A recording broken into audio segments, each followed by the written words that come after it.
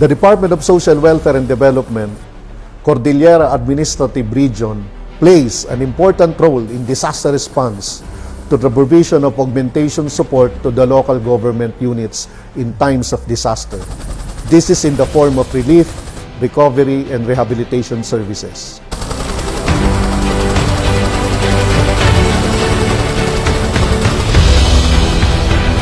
As mandated by the Philippine Disaster Risk Reduction and Management Act of 2010, also known as Republic Act 10121, DSWD serve as Vice Chairperson of Disaster Response, providing various needs of victims, including food and non-food items necessary for survival.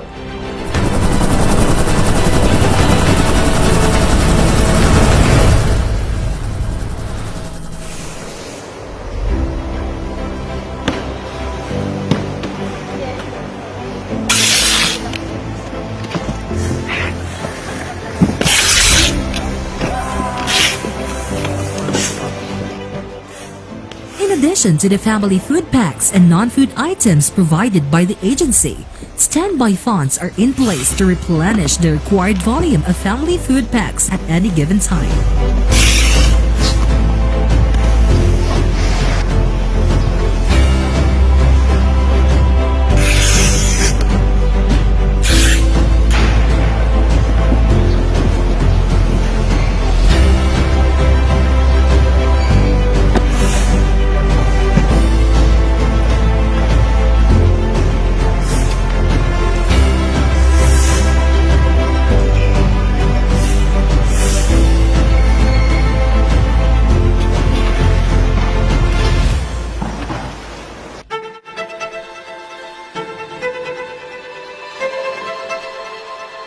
In coordination with warning agencies, DRMD CAR also monitors weather-related information for possible disaster occurrences and disseminates this information to the provincial, city, municipal actions teams, and SWAT offices to do initial assessment.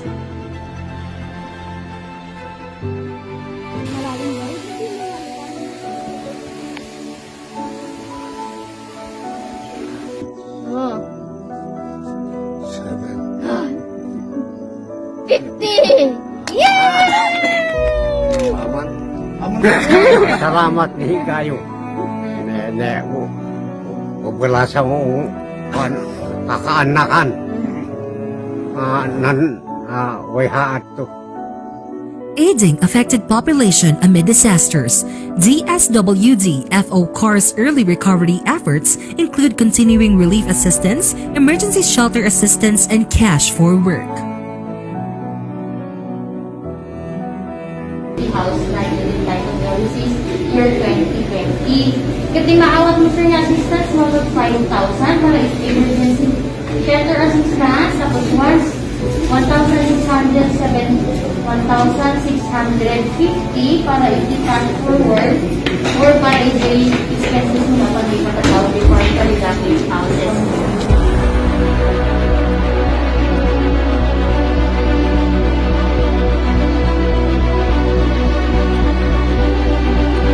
Families affected by typhoon also receive financial aid through the Assistance in Crisis Situation and Psychological Support, which seeks to provide emotional support to victims of trauma.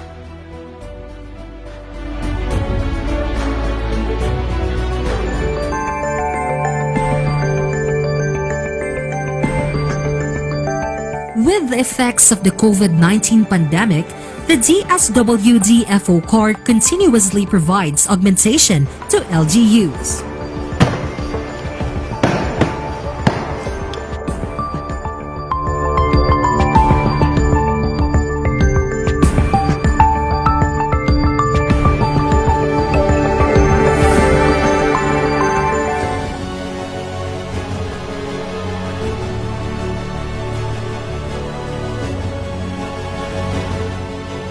For its preparedness for disaster response, stockpiling, repositioning, coordination meetings are conducted, including trainings, workshops, policy and programs review.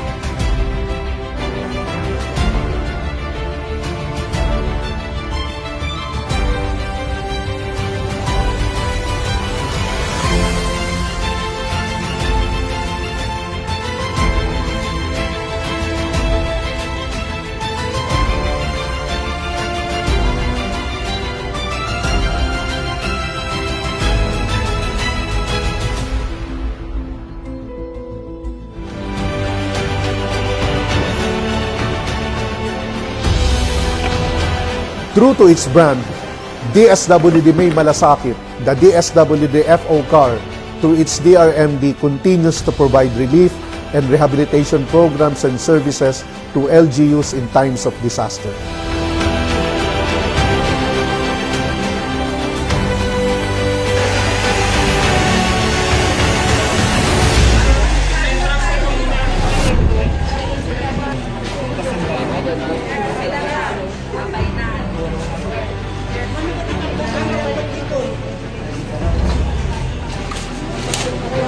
Kaya abay kayo kung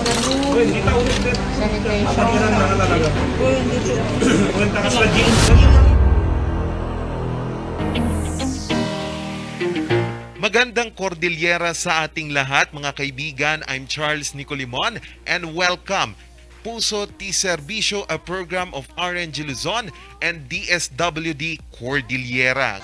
DSWD, katuwang ang mga kapuspala. Ngayong umaga ay pag-uusapan natin ang isa sa mahalagang tungkulin ng DSWD pagdating sa mga sakuna.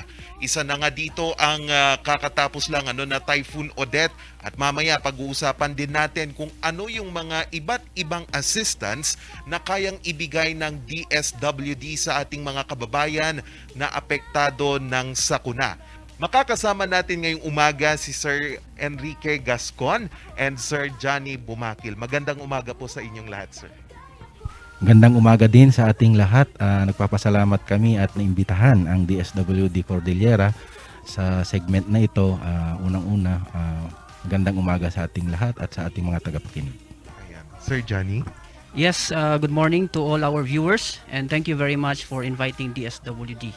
Ayan. So, makakasama natin sila sa susunod na ilang minuto para pag-usapan ang ilang mga mahalagang tungkulin ng DSWD. Isa na nga dito mga kasama, itong mga ginagawa ng DSWD na pagdating sa sakuna. And ano nga ba ang branch or layunin ng DSWD pagdating sa sakuna? Makakasama natin dito itong si Sir Johnny and Sir Gascon. So sir, ano po itong Republic Act 10121 kung saan dito natin binabata yung ating mga aksyon pagdating sa mga sakuna, sir? Ang Republic Act 10121 or yung Disaster Risk Reduction and Management Act, napakagandang batas ito. Ito ay enact noong 2010. This is pattern after yung sa Japan, yung Hugo Framework Act, na ito ay nagiging proactive rather than reactive, kasi dito sa batas na ito tinitignan nila na sinisiguro ng gobyerno na ang yung pagbawas ng risk, diba, instead of being reactive. So tinitignan kung paano mabawasan yung impact ng disaster sa ating mga mamamayan. So meron tayong ina-establish din sa batas na yan yung Disaster Risk Reduction and Management Council sa level ng national at saka sa regional. Dito Cordillera Regional Disaster Management Regional Risk Reduction Management Council, kung saan ang DSWD ay vice chair sa response, kung sa taas ang ating secretary, ang ating vice chair sa response sa national, sa regional naman ang ating regional director na si RD Arnel B. Garcia. So kami po ay in charge sa disaster response. So nandito ang DSWD para tumugon sa anumang mga kapangangailangan ng ating mga mamamayan kapag nagkaroon tayo ng sakuna. Ayan. Sir Johnny? Yes, so as part of the mandate of the RA 10121, meron tayong 4 na thematic areas. Yung disaster preparedness, which is led by the vice chair, is the DILG. The prevention and mitigation, which is being chaired by the DOST, and for the disaster response, doon po yung vice chair ang DSWD, and for early recovery and rehabilitation, it is being chaired by the National Economic and Development Authority. So it establishes itong role ng DSWD sa pagdating ng sakuna. At least may batas tayo na sinusunod or framework if in case na may sakuna or anything na mangyari, Yes, tama sir, and it clarifies or it delineates actually the functions of the respective agencies. Na po. Okay. So, aside from this, sir, ano po yung layunin neto, ano? Kasi may framework na tayo. We have now a working framework para sa DSWD. Ano naman yung layunin neto or target po? Unang-una, yung paigtingin, yung pagbigay ng response doon sa ating mamamayan. Sabi ko nga kanina, ito ay very proactive na batas. So, bago pa lang nagkakaroon ng disaster ay pinag-aaralan na yung sa mitigation, tinitignan kung ano yung mga vulnerable areas. Sa part naman na atin ng DSWD, kung dati ay nagbibigay kami ng ayuda pagkatapos, ngayon ay bago pa lang mangyari ang isang sakuna, ay nakakapag-preposition na tayo sa iba't ibang lugar. Kasi karamihan kapag ito ay dumating na yung bagyo, for example, hindi ka na makapapunta doon sa area. Pero this time, ginagawa na natin, bago pa lang may pangyayari, bago pa lang mangyari yung sakuna, nakapag-preposition na tayo ng goods. Isa lang yun sa mga marami nating ginagawa na as part of our disaster response. Okay, I understand na kapag may mga bagyo, nakakapaghanda tayo. Pero paano po yung paghanda din natin or paghanda din natin kapag may mga untoward incidents just like earthquake, mga hindi natin inaasahan talaga, paano po yun? Mga ganun. Una, sabi ko nga, malaking bagay yung meron tayong preposition goods sa local mismo para madaling i-access yan in terms of meron tayong sakuna or whatever naman na pangyayari like yung earthquake man na sana hindi mangyari sa atin pero karamihan dito sa Cordillera yung ating mga bagyo, minsan may fire incidents din tayo, meron din tayong mga vehicular traffic accidents, mga landslide, mga hydromet hazards, and itong continuing operation natin sa COVID response. So since last year ay tuloy-tuloy po ang pagbibigay ng tulong ng ating department doon sa ating mga LGUs kasi ang trabaho po natin is to augment yung resources ng LGUs. Okay. So Sir Johnny, anything to add? Yes, so as far as response is concerned, very critical ang role ng DSWD because we are in charge of ensuring the management or yung mga affected families ay they are taken care of sa evacuation centers. So we are actually in charge of the management or the camp coordination and camp management.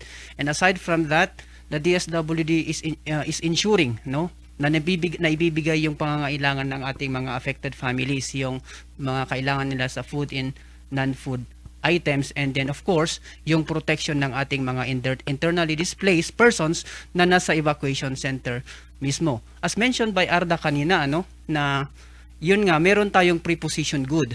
In our case in CAR, meron tayong goods sa mga provinces. Aside from sa ating mga regional warehouse sa La Trinidad, may mga goods tayo distributed in the provinces. At during the occurrence of disaster at kailangan nating immobilize ito, because of course our role actually in DSWD is to provide augmentation. Once naubos na po yung resources ng ating local government unit, then that's the time na mag-augment po yung DSWD kasi klaro yung mandato natin na hindi tayo yung unang magbibigay ng response. Instead, it shall be the local government unit yung magbigay muna ng tulong bago yung DSWD. Yun po yung role natin sa DSWD. So first responder pa rin dito ang LGU pero ang DSWD nakasupport sila. Yes, sir. Okay. So ayan po mga kaibigan at least napaliwanag ng DSWD itong kanilang role pagdating sa mga sakuna. Mamaya po abangan ninyo kung ano yung iba't ibang sakuna na rine-respond ng DSWD at kung ano po ang pwede nating gawin upang makahingi ng tulong mula sa DSWD. Susunod po yan. DSWD, katuwang ang mga kapuspala. Coronavirus. Dahil dito, may mga bagay na hindi mo na magagawa. Ngunit, may katuwang ka. PDA or Faldiarco Herbal Capsule na may antiviral quercetin at immunity booster. Mag-PDA or Pau-D-Arco Herbal Capsule araw-araw. Para iwas sakit, iwas virus.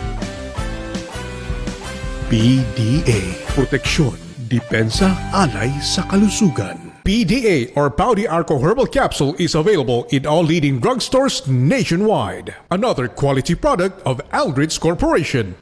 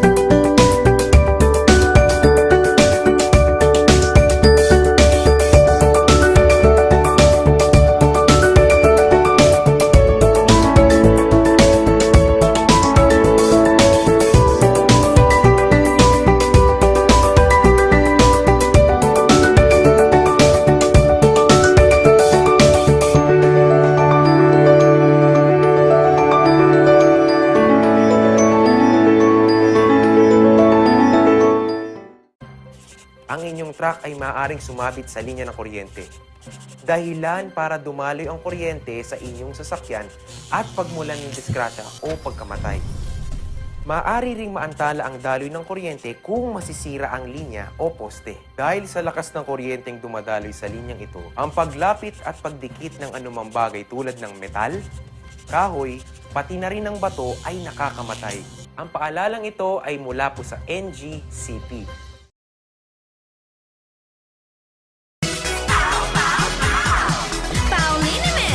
Masakit ba ang likod, ang kasukasuan? Namimitik o masakit ang iyong kalamnan? May rayuma, arthritis o nahihilo? May stiff neck, flatulence o masakit ang ulo? Sa Pauliniment, yung haway, garantisado. Pauliniment, isang pahid ka lang. Dahil walang out sa Pau! DSWD, katuwang ang mga kapuspala. At nagbabalik ang Puso T Serbisyo with DSWD Cordillera. Ayon, kanina nga mga kaibigan, na pag-usapan natin kung ano yung layunin at ano ba yung batas na nag-enforce para sa DSWD to act sa mga disaster response. Ngayon naman, alamin natin kasi iba't ibang mga sakuna ang tinutulungan or nakahanda ang DSWD na mag-assist sa iba't ibang sakuna na pwedeng ma-encounter natin such as earthquake, mga bagyo, or mga giyera. Alamin natin yan ngayon. So makakasama natin ngayon itong si Assistant Regional Director for Administration, Sir Enrique Gascon, upang ipaliwanag sa atin kung ano itong mga iba't ibang sakuna at kung paano ito hinahandle ng DSWD Cordillera. Yun, sir. So sir, maunang katanungan natin, ano ba yung mga sakuna na different types of disasters na kinikater natin dito sa DSWD po? Unang-una siguro sabihin ko lang na ang for 2021 since January, meron na tayong nabigyan ng mga assistance sa mga fire incidents. Sabi ko nga isa lang 'yan. Nakapagbigay tayo ng 454 family food packs sa mga affected beneficiaries. Meron din mga insurgency or shooting incidents or armed conflict na nagbibigay din tayo ng assistance sa mga affected families. 1,552 actually ang nabigay na natin, amounting to 793,000. Meron din tayo mga food and non-food items na binibigay apart from yung food packs. Meron din tayong pag vehicular traffic accidents, nakapagbibigay din tayo ng assistance sa mga affected na mga families. So may 37 tayong nabigay so far. 19,000 ang equivalent niyan. May mga hygiene kits tayong binibigay para sa mga pamilya. Pag mga landslide din na syempre epekto ito ng bagyo, minsan pag tuloy-tuloy ang ulan, kahit walang bagyo pero kung tuloy-tuloy ang ulan, mayroon tayong mga na-encounter landslide. Ayan, nakapagbigay din tayo ng 190 food packs amounting to 97,000 and 3 non-food items amounting to 49,200. So meron din tayong hydromet hazards. Yan yung parang palagi dito sa Cordillera, di ba? Typhoon and other floods, lalo na dito sa parte ng Apayao. Meron tayong nabigay na so far for this year, 42,363 family food packs equivalent to 23 million. Okay? And then 1,594 non-food items amounting to 2.2 million. Pero overall, ang pinakamarami talaga na nabibigay natin ay syempre yung response natin sa COVID-19. Ito actually nag-umpisa pa ito last year, but cumulatively ang nabigay na natin overall na augmentation sa ating local government units ay 197,483,731 ang total cost of assistance na nabigay na natin dito sa Cordillera. So yan ay composed of 39,000 family food packs sa Apayao, 59,234 sa Kalinga, 79,430 sa Abra, 36,704 sa Mountain Province, 32,434 sa Ifugao, 57,232 sa Benguet, and 38,912 food packs sa Baguio City. Ganun po karami ang nabigay na natin sa ating COVID-19 response. At may non-food items po din tayo na nibigay 11,953 na hygiene kits. So hindi lang po food packs ang binibigay natin, may mga sleeping kits din na 1,800, family kits na 401, family tents, yung nakikita nyo siguro may logong DSWD, binibigay po natin yan, 463 na nabigay natin sa buong rehiyon, at 1,576 collapsible water container. So may binibigay din tayong ganyan, at mga malong kasi malamig sa Cordillera, di ba? 1,506 ang nabigay na natin yan. So ulitin ko, ito po ay mga augmentation support natin sa ating local government units. So overall, yun po ang naibigay ng ating department sa buong rehiyon ng Cordillera. Ayun. Matanong ko lang, sir, follow-up doon sa COVID-19 response or augmentation natin. Ano yung siguro rehiyon or province sa Cordillera na medyo nakita natin na dapat talagang bigyan to ng assistance, madami yung binigay natin ng mga tulong. Yun po, sir. So kung titingnan natin sa nabigyan natin ng pinakamalaki ay actually nasa Kalinga. Ito ay 79,430. Sumunod dyan yung Apayao kasi lagi silang nagde-declare ng lockdown. Oo. Sumunod dyan yung ating sa Ifugao. So karamihan nandun sa northern part ng ating rehiyon ang pinakamalaki na nabibigyan natin. Ayun. So, aside from COVID-19, isa din sa mga pinakamalalang tumamang bagyo dito sa Cordillera ngayong taon, itong si Bagyong Maring. Hindi natin inasahan kasi, sir, na malakas yung epekto nito dito sa Cordillera. So far, sir, balikan lang natin yung sa typhoon assistance or hydromet mga disaster natin dito. Kumusta po yung epekto pala ng Bagyong Maring, and ano po yung ginawa nating aksyon para sa ating mga kababayan na nasalanta ng bagyo po? Ganon din, marami tayong naibigay dyan na mga food assistance at saka other payout na ginagawa natin kasalukuyan. Siguro si Sir Johnny makakapagbigay ng detalye nito kasi in fact, ongoing ngayon ang payout natin sa iba't ibang lugar ng Cordillera. Sir Johnny? Sir Johnny. Yes, sir. Parte ito ng early recovery and rehabilitation na area, no, or phase. Now, ongoing ngayon yung pagbigay natin ng emergency shelter assistance sa mga bahay na sinira ng bagyo. So we have in Abra, in Benguet, in Mountain Province, and the rest of the provinces po. So, but again, aside from yung support from the DSWD, I think the other local government units are also in coordination with the National Housing Authority because meron din kasing programs and services yung National Housing Authority for emergency shelter assistance. So yung inaano lang natin is sana hindi magkaroon ng duplication of services to our beneficiaries.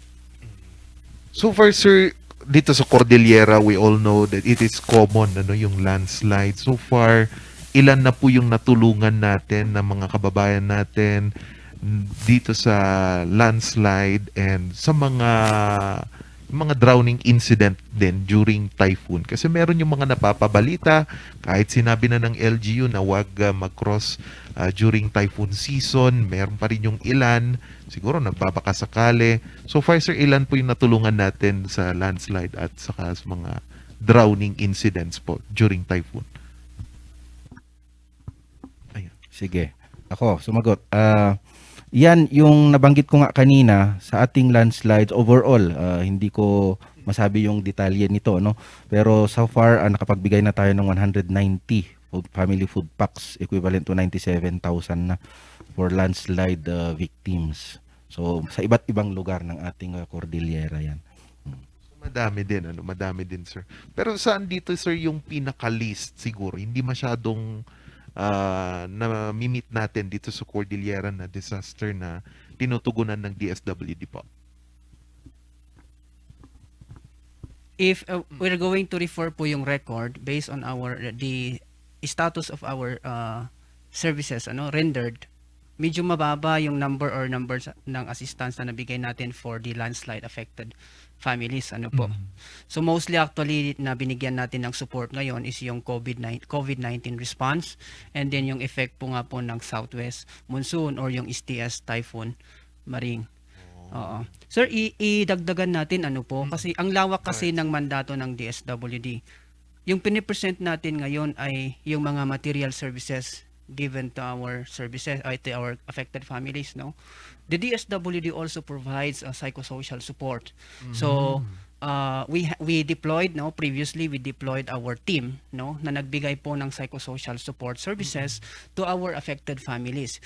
And nagbibigay din tayo ng individual assistance or financial assistance sa mga affected individuals. So bali sabay yun, while we do psychosocial processing to our affected families, if we have the services, we usually provide simultaneously yung financial assistance. Iba to sa family food packs, tapos sa emergency shelter assistance na binibigay po natin.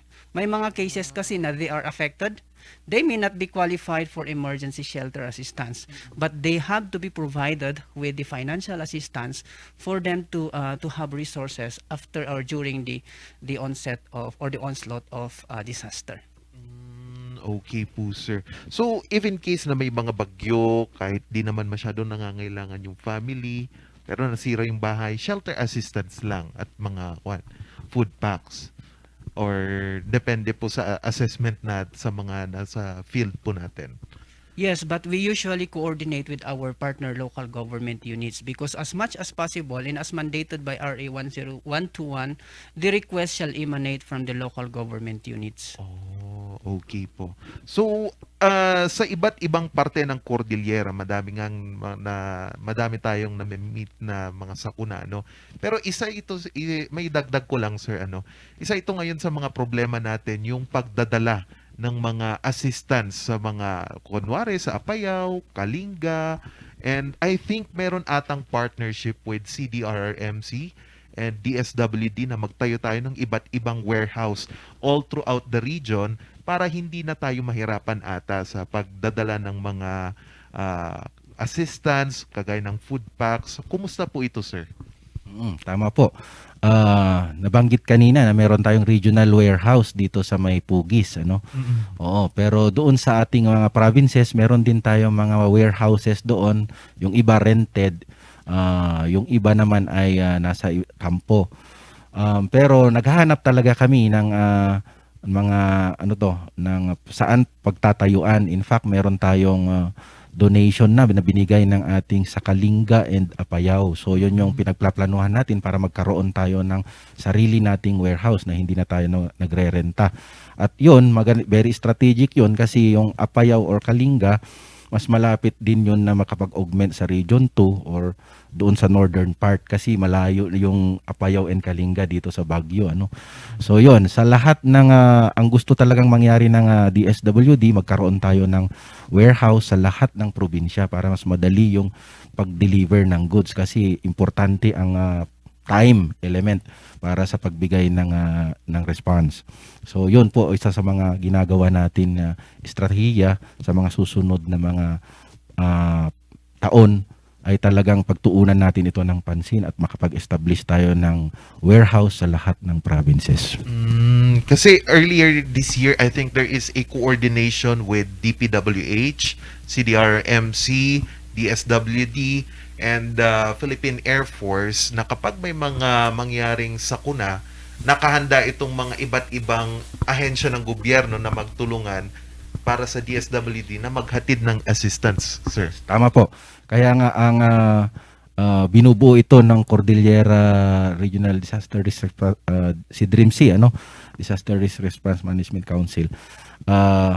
Yan, binubuo yan ng maraming ahensya kaya sa DPWH pwede nating itap, andyan yung Philippine Air Force, yung TOG, nandyan din ang PNP, ang AFP, pwede silang tumulong lahat. Sa amin naman, sa DSWD, meron din kaming funding for hauling expenses. Kung kailangan talaga, meron kaming nirerentahan ng mga 10-wheeler trucks to deliver. So sabay-sabay po ito lahat. Kung kailangan ng massive delivery, pwede nating itap yung partnership natin with our other agencies. Iba pa rin po yung procure natin or nirerentahan natin ng mga 10-wheeler trucks to deliver yung mga goods para i-ensure natin na hindi madedelay ang ating delivery ng ating assistance sa ating mga probinsya. So at least mas maganda to, sir, na nakaprepare na tayo, meron na talagang coordination with different agencies para mas mabilis tayong maka-respond. Tama po. Yun ang ginagawa natin. Kaya sinisiguro natin na kapag may parating pa lang, nasa ko na talagang nakakapag-preposition na tayo. Kinakausap na natin, nagkakandak na ng meeting with the DRIMC para pag-usapan kung ready na ba ang Cordillera to respond. So ibig sabihin, nakapreposition na ang goods natin in advance. Okay, so at least nag-i-innovate, at least pinapaganda pa nila yung kanilang serbisyo para nga mas mabilis itong response ng DSWD tuwing may sakuna. Mamaya po mga kaibigan, alamin naman natin kung ano na yung ilang pagbabago at innovation ng DSWD pagdating sa disaster response, lalong-lalo na ngayon na magkakasunod ang mga bagyo, tila Santa Cruzan ata, at iba't iba pang mga ginagawa ngayon ng DSWD para sa ating mga kababayan. Susunod po yan. DSWD, katuwang ang mga kapuspala. The Baguio Country Club, the first and only 5-star mountain resort in the Philippines, is fully equipped and ready to welcome you back. The club has thoroughly worked on adapting to the new normal. The usage of any of the facilities and amenities of the club is governed with specific rules, regulations, and procedures in accordance to the medical, physical distancing, and disinfecting protocols. And as you return back here to your second home and make new memories with us, we assure you that at the Baguio Country Club, you do not have to worry because we can assure you that the club continuously puts great importance to the health, safety, and wellness of its members, guests, and employees.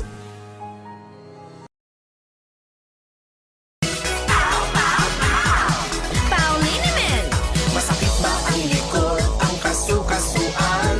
Namimitik o masakit ang iyong kalamnan? May rayuma, arthritis o nahihilo? May stiff neck, flatulence o masakit ang ulo? Sa Pauliniment, ginhaway, garantisado. Pauliniment, isang pahid ka lang. Dahil walang out sa Pau! The most beautiful design you will find ever. Great furnitures and better price. Made in Korea. Art and Furnitures. Visit us at San Luis Bugo, La Union or contact us at 0915-1170-111. Art and Furnitures. TG Home Builders po? Yes po, sir. Sir, paano po umorder online ng mga hardware supplies? Punta lang po kayo sa facebook.com/tghomebuilders at i-message nyo na lang po kami doon at mayroon lang pong sasagot sa inyo. Sir, ang TG Home Builders po ay isang tindahan na nag-offer po ng mga finishing material. Easy to install at mas makakatipid po sila ng oras at sa pera po nila. Mas concentrated po kami sa mga modern materials. TG Home Builders! We turn houses into homes! Coronavirus. Dahil dito, may mga bagay na hindi mo na magagawa. Ngunit, may katuwang ka. PDA or Pau de Arco Herbal Capsule na may antiviral quercetin at immunity booster. Mag-PDA or Pau de Arco Herbal Capsule araw-araw para iwas sakit, iwas virus. PDA. Proteksyon, depensa, alay sa kalusugan.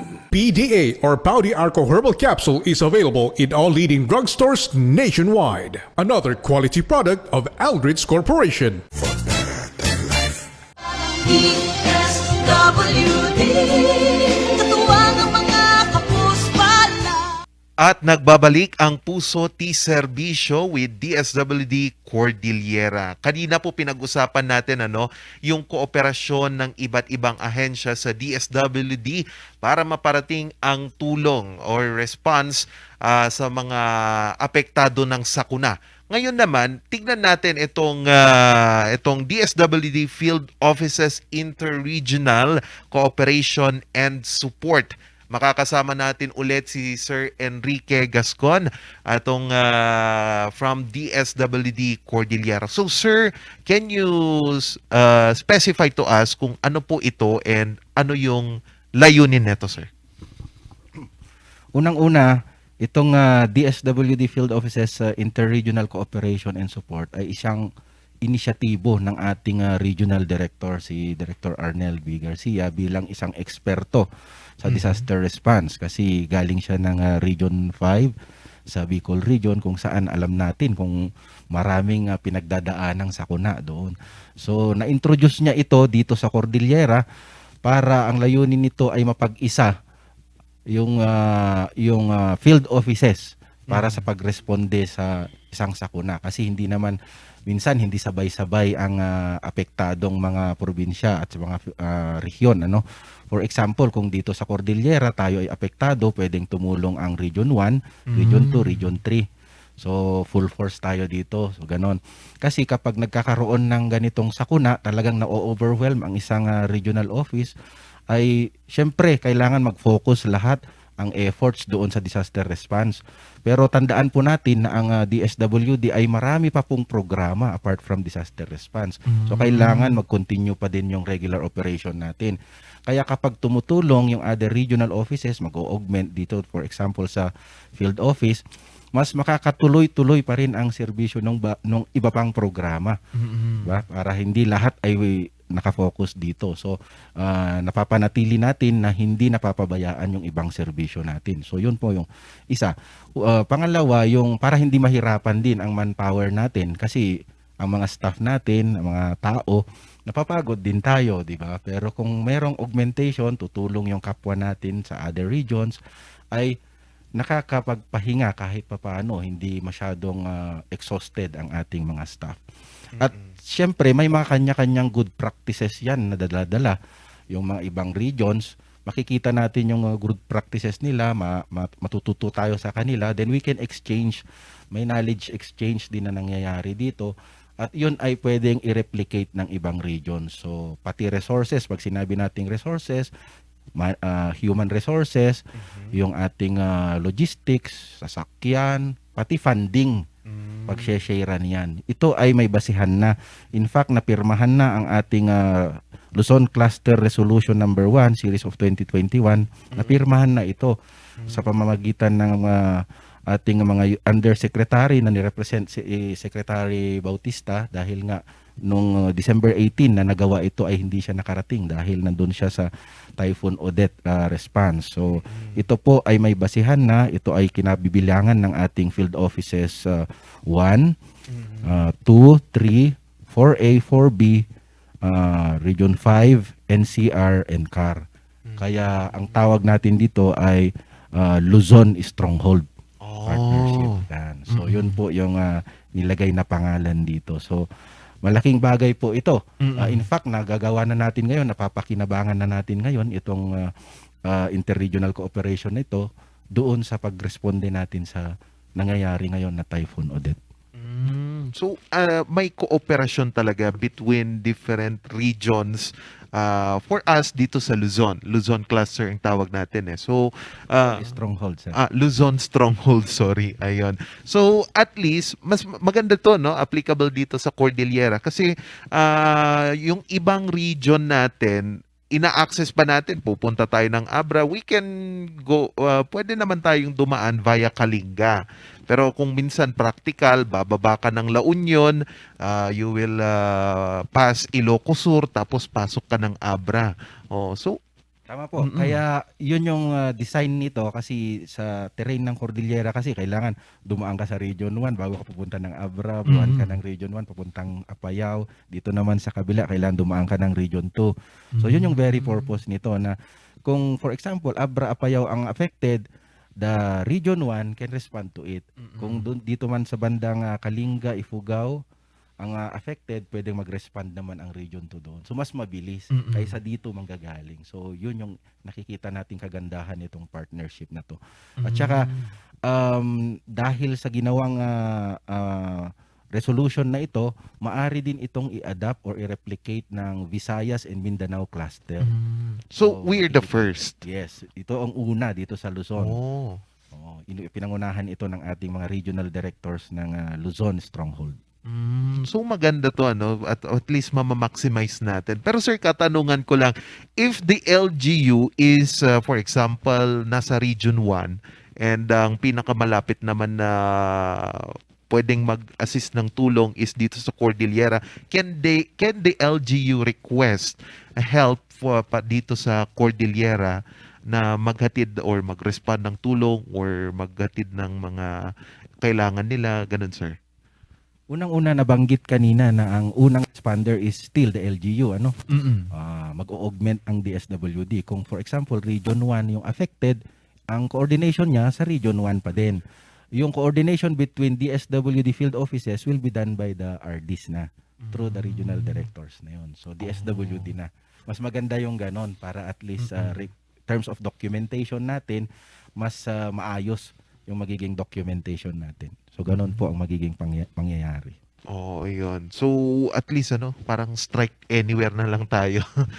Together with the different agencies na makakasama natin. So what is expected or outcome neto or ano yung vision na nakikita natin if we implement this Luzon Stronghold, sir? Of course, mas mabilis na response. Yun talaga ang gusto nating lahat, di ba? Ang ating mga kababayan, gusto nila yung mabilis na response. So, mas mabilis, gaya na nabanggit natin kanina, kung saan yung malapit, siya na ang unang magre-responde. So, mas mabilis din ang decision making dahil nagkakaisa ng ating mga regional directors sa agreement na ito. Okay? Tapos, pwede nga, sabi ko, yung magiging practice na gagawin natin ay pwedeng i-adapt ng ibang cluster, Visayas and Mindanao cluster. Kapag nag-augment kasi tayo sa iba't ibang lugar, may iba-iba tayong natututunan, di ba? Na pwede nating i-share ulit sa ating mga other members. At pinakahuli siguro, kung maganda lahat yung ating response at lahat ng ating response time, lalo na sa ating mga kababayan, ay tataas yung kumpiyansa ng tao sa gobyerno. Dahil pag nakita natin na mabilis ang aksyon ng gobyerno sa pangangailangan ng tao, ay mas lalong tataas ang trust nila o kumpiyansa nila sa ating gobyerno. Ayun. So we hope na with this siguro wala naman na siguro magtuturuan kung sino yung unang magre-respond because sabi ko nga parang united tayo dito eh. We all unite to help itong mga naapektuhan ng sakuna.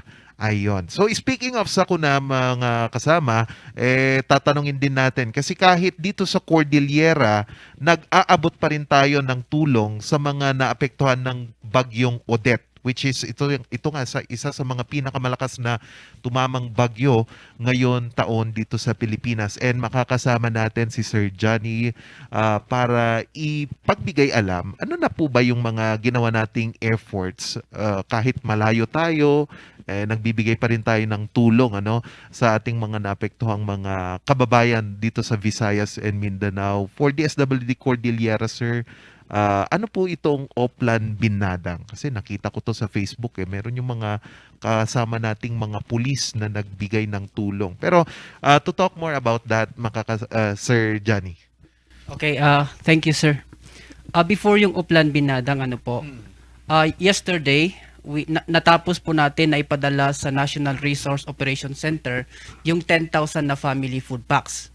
Yun po ay pinadala natin sa NROC or sa DSWD main office para i-distribute po sa mga affected regions. So, again, pinadala natin kahapon yung 10,200 food packs. Now, when we speak of Oplan Binadang, ito po ay strategy ng RDRIMC or CDRIMC to consolidate all the efforts of the member agencies and yung mga private organizations and individuals to pool all our resources and dalhin natin sa affected regions. Specifically for now, our target region is, our beneficiary is yung field of region 8 po, which is yung sa may, I think sa Surigao, sa Surigao, basta yun po yung Bicol. sa region 8 po, yung specific target natin. Now, na-activate po siya the other day. Ngayon, may mga commitment yung ibang regions. So, in our part as sa field of ISCAR, nag-commit po tayo ng 7,000 family food packs. We had also a coordination sa Field Office 3 ng DSWD. Magbibigay din po to support our Oplan Binadang. Magbibigay din po yung Field Office 3 ng 5,000 non-food items. Ito ay mga sleeping kits, hygiene kits, and family kits. Aside from Field Office 3, nag-commit din po ng support yung Field Office 1, DSW din po, ng family food packs. Ito po ay dadalhin natin sa Clark on Monday using the vehicle of the DPWH. No? So, once dumating po yung goods na ito sa Clark, ito po yung unang plano is schedule ng transport. Once dumating po yung goods natin, it will be taken care of by the Tactical Operations Group. Sila naman po yung sasalo sa pagload po ng ating goods sa C-130, which will be directly transported to Field Office 8 po. Aside from that, sir, sa part natin sa DSWD, as part of our efforts sa Oplan Binadang, the DSWD is much prepared. We have prepared our teams for the communication, warehouse management, psychosocial support, and then yung camp coordination and camp management. In case po, na kailangan ito ng affected region, and there will be an instruction to deploy team, ipapadala po ito ng DSWD or particularly yung RDRIMC. Ano po? To add po, sir, we also appreciate the effort of the commitment of our partner agencies. Ano po? We thank the local government unit of provincial local government unit of Apayao. Nagpadala po sila ng 700,000 pesos, no po. So na-distribute or naka-pledge po ito sa 7 na provinces. May support din po ang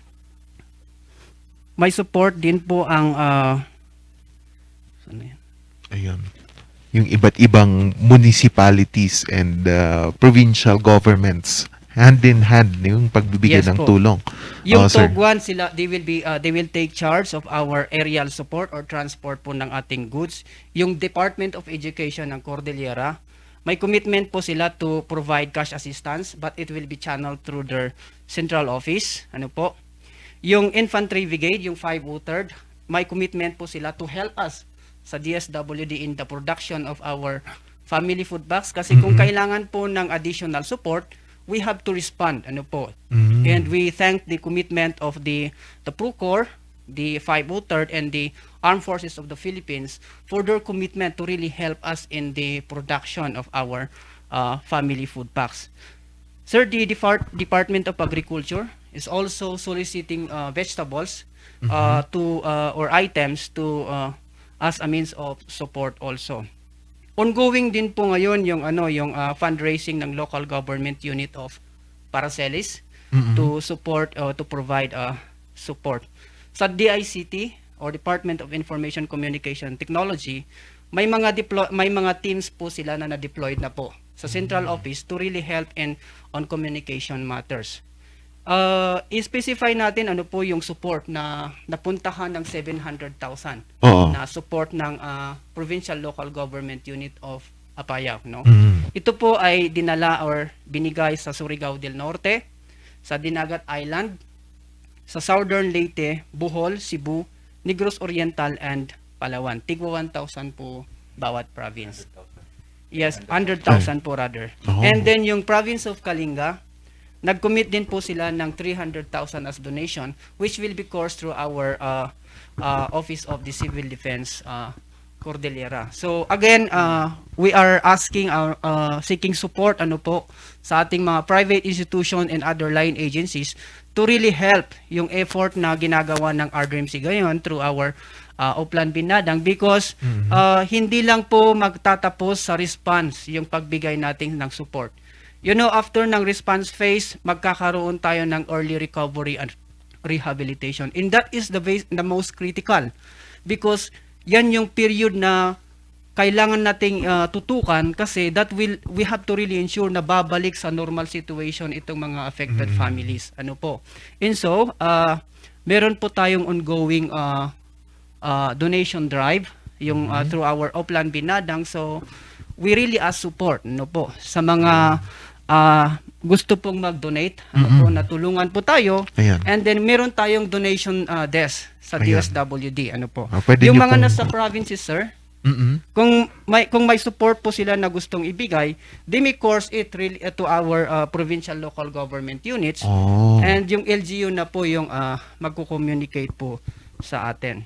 If in case, sir, sino po yung mga pwede sigurong i-contact na mga tao or pwedeng hotline na kung magtatanong saan nila ibabagsak yung mga tulong? Yun po, sir.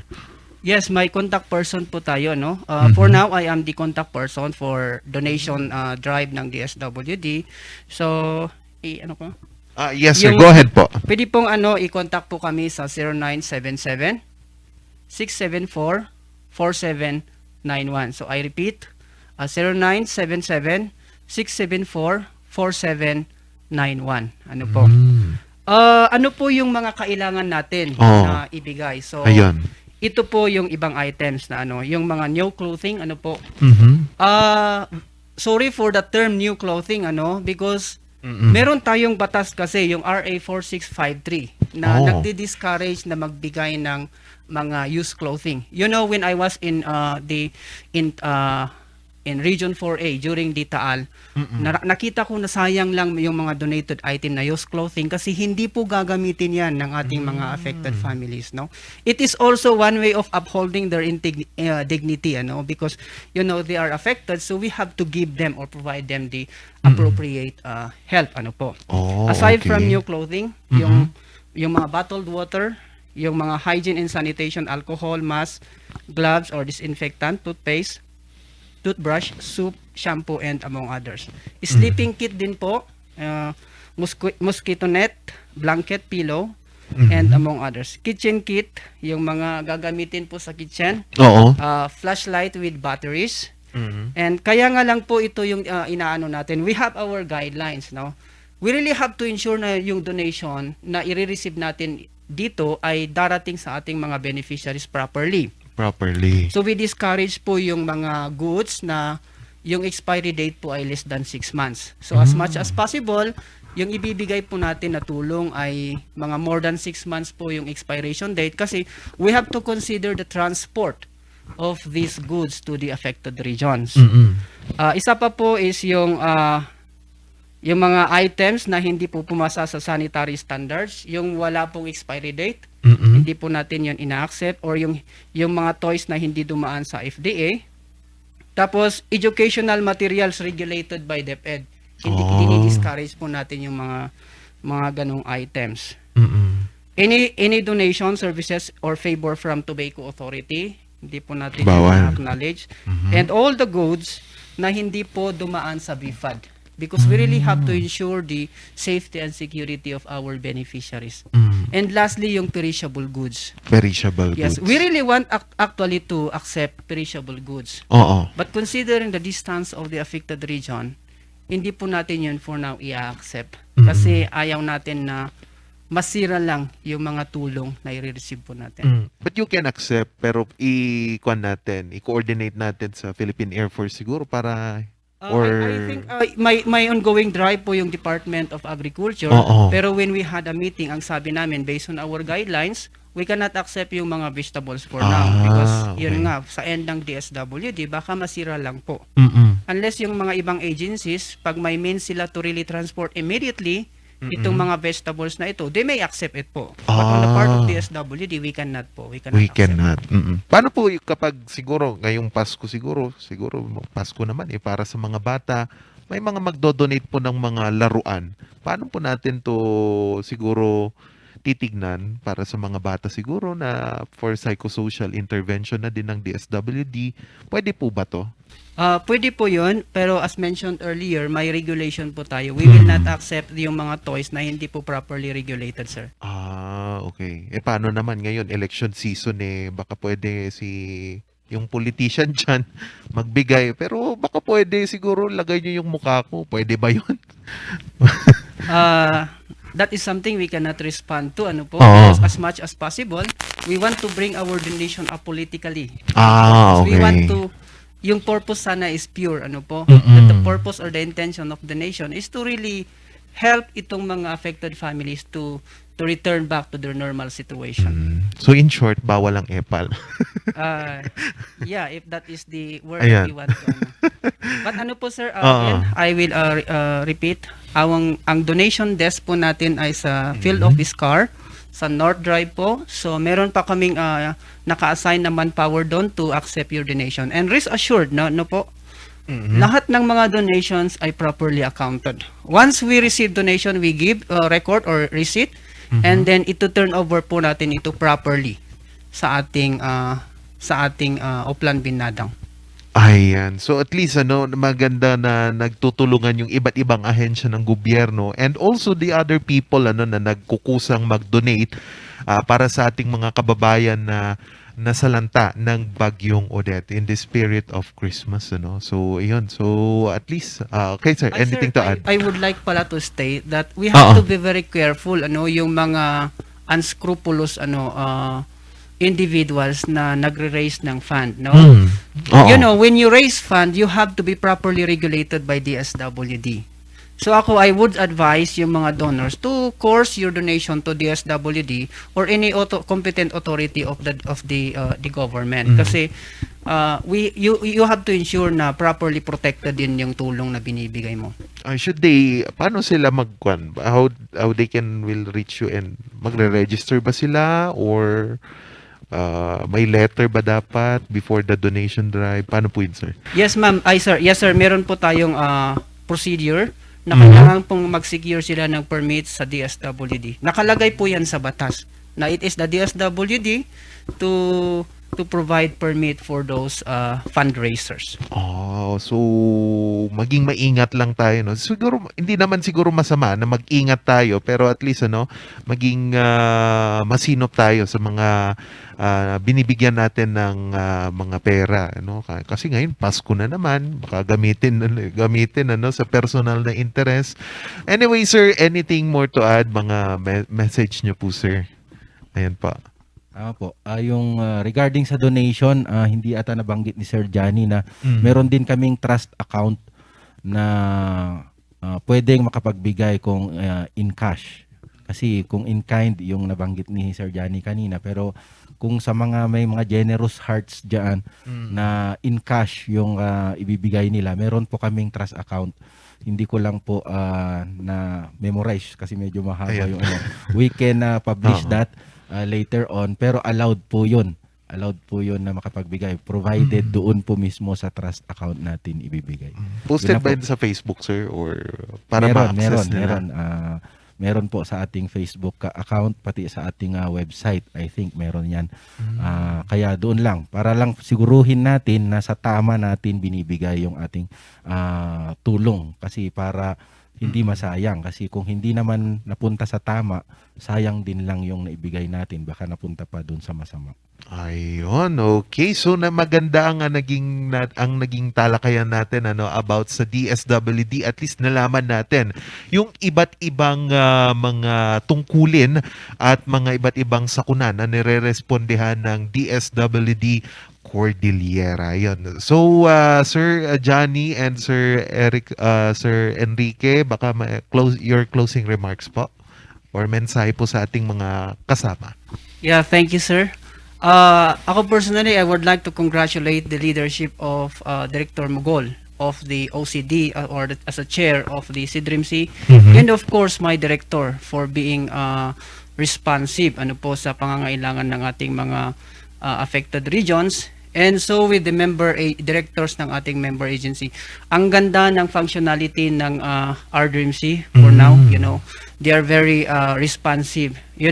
Last week nag-convene na agad sila to really activate yung Oplan Binadang. So again, I really congratulate them. So in turn, let us trust our government. Kung may mga support na gusto tayong ibigay, so let us course it to the government because the government has the resources to efficiently transport itong mga tulong natin sa mga affected regions. So again, lastly, our prayers sa ngalan po ng team namin is our prayers to the families or individuals affected by the Typhoon Odette in other parts of Visayas and Mindanao. Thank you, sir. Okay, thank you, Sir Johnny. Sir Enrique? Salamat. Unang-una siguro pasalamat kami sa RNG for Luzon for inviting us over here. Malaking tulong po ito para makapagbigay kami ng informasyon sa ating mga kababayan sa Cordillera, sa mga mamamayan, para malaman po kung ano ang serbisyo na binibigay ng ating Department of Social Welfare and Development. So nagpapasalamat kami. So on behalf of our regional director, si Director Arnel B. Garcia, tama yung sabi ni Sir Johnny kanina, napaka-strong yung collaboration ng ating Cordillera CDRIMC headed by RD Mogol. So buhay na buhay po ang Oplan Binadang sa Cordillera. So magpasalamat po tayo at hindi na tayo masyadong apektado, pero tuloy-tuloy ang pagbibigay natin ng tulong sa kapwa naman nating apektado sa ibang lugar. So kung meron man po kayong gustong alamin pa sa abang programa ng DSWD, maaari po kayong tumawag sa 074-661-0430. Yan po ay trunk line. Pwede po kayong i-lead kung saan po yung gusto nyong pangangailangan na gusto nyong tanungin. So yan po, bumisita po kayo sa aming opisina sa 40 North Drive in between NBI and BIR. Ayun. So maliit lang na kalsada yun pero kitang-kita naman. So yun, maaari po kayong bumisita din sa ating probinsya kung nasa probinsya kayo, sa ating Social Welfare and Development Offices sa Abra, Benguet, Ifugao, Kalinga, Mountain Province, Baguio City. Meron din tayo dyan. So maraming salamat po sa lahat at sa ating mga tagapakinig, magandang umaga po sa ating lahat. Ayun, maraming salamat Sir Johnny Bumakil, Social Welfare Officer 2 of DRRMD, and Sir Enrique H. Gascon Jr., Assistant Regional Director for Administration ng DSWD Cordillera. Yan, naging malaman ang ating balitaktakan ngayong umaga, no? At nakapulot tayo ng iba't ibang aral mula sa DSWD Cordillera. Muli, this is Charles Nicolimon, Puso Ti Serbisyo. Maligayang Pasko po at manigong bagong taon. DSWD